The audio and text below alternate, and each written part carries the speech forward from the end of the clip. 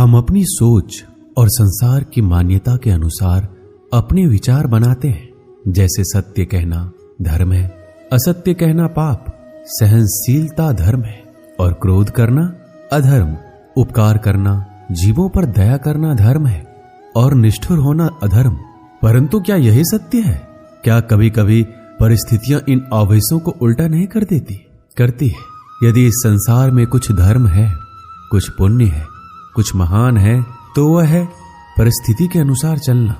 जटायु याद है आपको, जिन्होंने रावण पर क्रोध किया था, उस पर आक्रमण किया था। उस समय जटायु का क्रोध पाप नहीं था, वो धर्म था। इसलिए अंत में उन्हें भगवान राम की गोद मिली। और कुछ ऐसे भी होते हैं जो धर्म को सहनशीलता समझकर हर अन्याय को सहते हैं और अंत में वो बाणों की सैया पाते हैं। यदि कोई पशु या व्यक्ति अकारण आक्रमण करके किसी निर्दोष के प्राण लेने की चेष्टा करे तो उसके रक्षा हेतु उसका वध कर देना पाप नहीं, समय की मांग है, क्योंकि आक्रमण भी आत्मरक्षण ही है। यदि किसी दुष्ट की सहायता करने से सामान्य मनुष्य को कष्ट पहुंचे, पीड़ा पहुंचे, तो उसे सहायता ना देना ही धर्म है। अकारण क्रोध अस्वीकार्य है, परंतु यदि क्रोध से कुछ शुभ हो तो क्रोध और दंड भी धर्म ही है। संसार का सबसे बड़ा पाप क्या है? संसार का सबसे बड़ा पाप है किसी निर्बल को सताना, और संसार का सबसे बड़ा दंड भी उस निर्बल के मुख से निकली हाय है।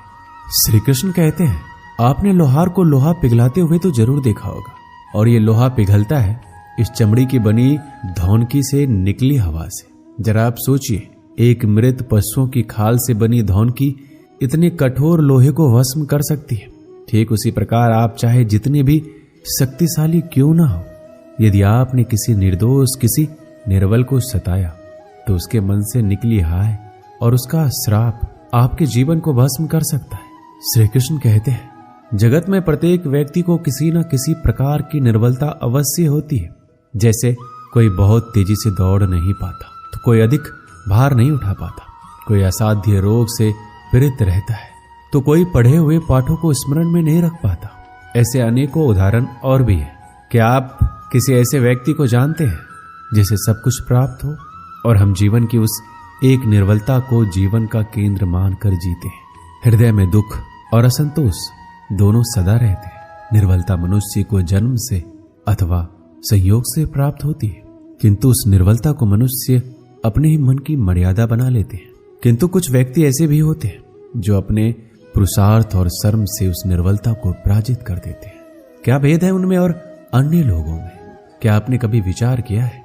सरल सा उत्तर है इसका, जो व्यक्ति निर्बलता से पराजित नहीं होता, जो पुरुषार्थ करने का साहस रखता है, हृदय में वो निर्बलता को पार कर जाता है। अर्थात निर्बलता अवश्य ईश्वर देता है, किंतु मर्यादा मनुष्य का मन ही निर्मित करता है। श्री कृष्ण कहते हैं, द्वंद्व दो मनुष्य के मध्य होता है, परंतु विजय सदैव एक ही मनुष्य को मिलती है। जबकि समान रूप से दोनों शक्तिशाली होते हैं और दोनों व्यक्ति समान ज्ञान प्राप्त करते हैं, लेकिन सफलता एक को ही मिलती है। इसका कारण क्या है? मान लो दो प्रकार के लोहे होते हैं, एक ठंडा, एक गर्म। कभी सोचा है, लोहकार लोहे को लोहे से ही काटता है, परंतु सदैव ठंडा लोहा ही गर्म लोहे को काट पाता है। और यही नीति मनुष्यों पर भी लागू होती है। जब युद्ध होता है तो जिसके मन में ईर्ष्या होती है, जलन होती है, आक्रोश होता है, वह गर्म लोहे के समान है। और जिसका मन शांत होता है, जिसका मन संयम से बंधा होता है, वो ठंडे लोहे के समान है। और वहीं ईर्ष्या और द्वेष गर्म लोहे को काट सकता है। इसलिए यदि जीवन के संग्राम में विजय प्राप्त करनी है तो अपने मन को शांत रखें, क्योंकि गर्म लोहे की भांति ईर्ष्या और क्रोध जैसे भाव को रखने वाला मनुष्य सदैव शांत स्वभाव के मनुष्य के समक्ष निर्बल पड़ जाते हैं। शक्ति ईर्ष्या और क्रोध में नहीं, शांति और संयम में। आपने कभी न कभी योद्धा को युद्ध की तैयारी करते हुए जरूर देखा होगा। वही युद्ध जो ज्वालामुखी की भांति कभी भी फट सकता है। युद्ध वही जीतता है जो युद्ध में व्यतीत होने वाले समय से अधिक समय युद्ध की तैयारी में लगाता है। जो योद्धा अभ्यास क्षेत्र में जितना अधिक समय देगा, रणभूमि में उतना ही कम रक्त बहेगा। एक समान लोहा और तीखी तलवार में अंतर यही है कि एक तीखी तलवार को कड़ी अग्नि परीक्षा से होकर गुजरना पड़ता है। लोहकार की मार खानी पड़ती है। एक तलवार जितनी पीड़ा सहेगी उसका वार उतना ही प्रबल होता है। इसलिए पीड़ा से घबराएं नहीं, उसका सामना करें, उसका अभ्यास करें, क्योंकि यही अभ्यास जीवन के युद्ध में आपको विजयश्री बना सकता है। श्री कृष्ण कहते हैं, यदि आगे बढ़ना है तो अपनों का साथ दो। और ये बात सत्य भी है और अपनों का साथ देना ही चाहिए, परंतु साथ देने से पूर्व ये अवश्य पहचान लेना चाहिए कि अपने हैं कौन। क्या अपने वही होते हैं जिनके साथ हमारा रक्त संबंध होता है, या अपने मित्र, या अपने वो होते हैं जो हमें सत्कार्य के लिए प्रेरित करें, हमें आगे बढ़ाएं, हमारा साथ दें, और न कि वो जिनका साथ देने से समाज का नाश हो, धर्म की हानि हो और सदैव साथ रहकर भी सगे नहीं होते, या वो जो सदैव साथ रहकर भी सगे नहीं होते। इसलिए जब भी अपनों की परिभाषा का चुनाव करें तो उन्हें अपना माने जो आपका साथ दे, उन्हें नहीं जो हमें अज्ञान के मार्ग पर ले जाए। श्री कृष्ण कहते हैं, सीमा एक रेखा ही नहीं, एक परिभाषा भी है। सीमा हर किसी की होती है, प्रेम की, धैर्य की, मित्रता की और शत्रुता की भी। और जो सदैव सीमा में बंधे रहते हैं वो समान मनुष्य बनकर रह जाते हैं, परंतु जो समय आने पर सीमा तोड़ देते हैं वही भविष्य बनाते हैं, क्योंकि सीमा केवल आपको मर्यादा में नहीं रखती है, आपको बांधती भी है। अब यह आप पर, मुझ पर, हम सब पर निर्भर करता है कि ये कौन सी सीमाएं हमें बांधती है और कौन सी सीमाएं शक्ति के नए मार्ग समक्ष आती है। इसलिए सीमाएं में जो कर सकते हो उससे अधिक करने का प्रयत्न करो, तभी नई सीमाएं बना पाओगे। श्री कृष्ण कहते हैं, जब मेघ छाते हैं तो क्या होता है, अंधकार छा जाता है। मेघ गरजते हैं, बिजलियां कड़कती है, वर्षा होती है, सभी पशु अपने आश्रय स्थल पर जाकर छिप जाते हैं, मनुष्य अपने घरों की ओर दौड़ते हैं और सभी पक्षी अपने घोंसलों में जाकर छिप जाते हैं। परंतु एक जीव है जो गरजते मेघों की कड़कती बिजलियों को, भारी वर्षा को भी हरा देता है। वो जीव है बाज, क्योंकि वो समस्या की जड़ों से ऊपर उड़ता है। वो गरजते मेघों से, कड़कती बिजलियों से, भारी वर्षा से ऊपर उड़ता है। इनमें यही अंतर है, हारने वालों में और जीतने वालों में। ये युद्ध हार और जीत का नहीं, समस्या और सोच का है। यदि आपने सोच को छोटी रखी तो समस्या बड़ी हो जाएगी, और यदि आपने सोच को बड़ी रखी तो समस्या छोटी।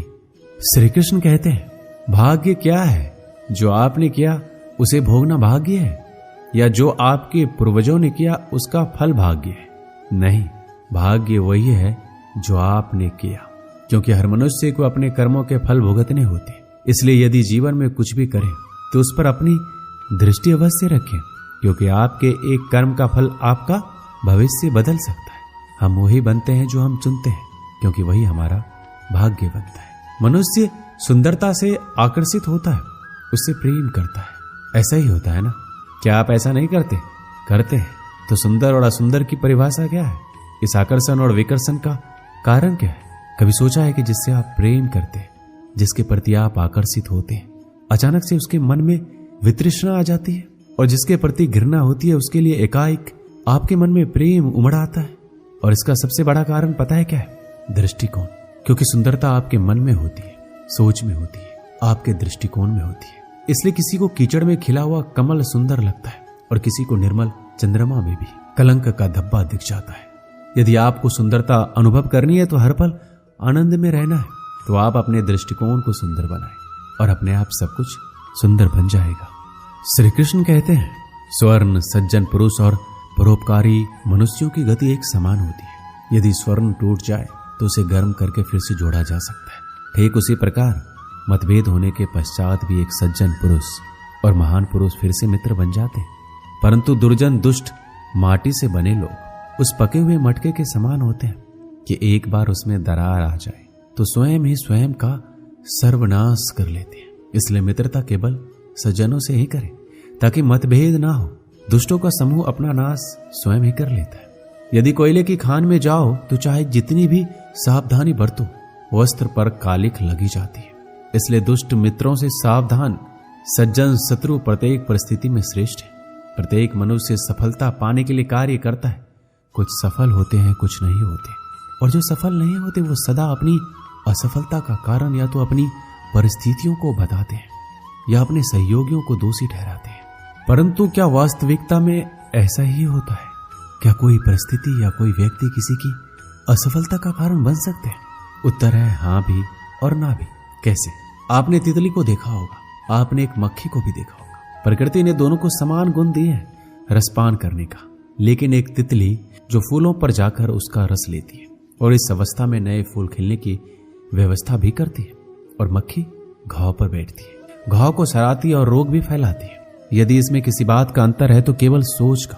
यदि आप उचित मार्ग चुनेंगे तो आपको सफलता अवश्य मिलेगा, आप में उत्साह बढ़ेगा, और यदि आप अनुचित मार्ग चुनेंगे तो आपको असफलता मिलेगी, निराशा मिलेगी।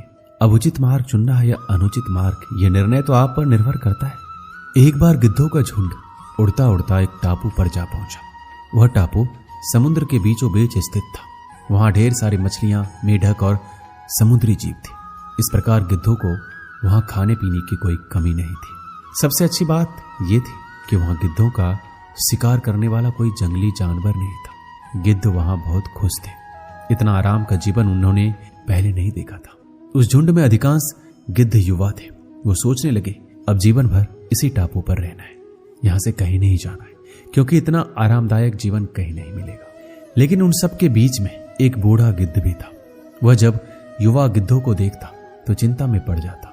वह सोचता कि यहाँ के आरामदायक जीवन इन युवा गिद्धों पर क्या असर पड़ेगा, क्या यह वास्तविक जीवन का अर्थ समझ पाएंगे। यहाँ इनके सामने किसी प्रकार की चुनौती नहीं है।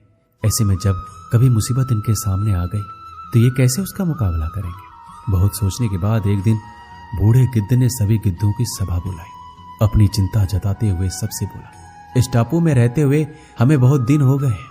मेरे विचार से हमें वापस उसी जंगल में चलना चाहिए जहां से हम आए हैं। यहाँ हम बिना चुनौती का जीवन जी रहे हैं। ऐसे में हम कभी भी मुसीबत के लिए तैयार नहीं हो पाएंगे। युवा गिद्धों ने उसकी बात सुनकर अनसुनी कर दी।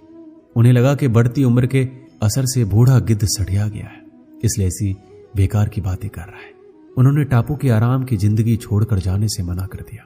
बूढ़े गिद्ध ने उन्हें समझाने की कोशिश की, तुम सब ध्यान नहीं दे रहे कि आराम के आदी हो जाने के कारण तुम लोग उड़ना तक भूल चुके हो। ऐसे में मुसीबत आई तो क्या करोगे? मेरी बात मानो, मेरे साथ चलो। लेकिन किसी ने बूढ़े गिद्ध की बात नहीं मानी। बूढ़ा गिद्ध अकेला ही वहां से चला गया।